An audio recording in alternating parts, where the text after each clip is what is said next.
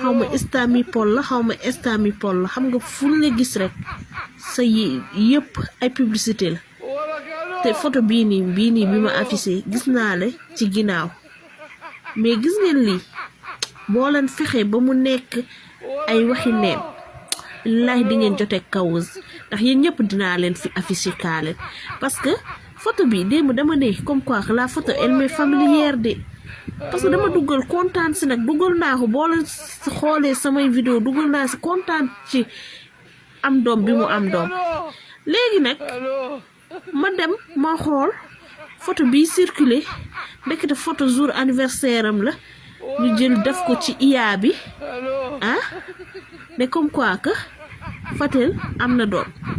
mais gis ngeen lii man ni ma yéene Fatel am doom bu fekkee ne ay naxe mbaay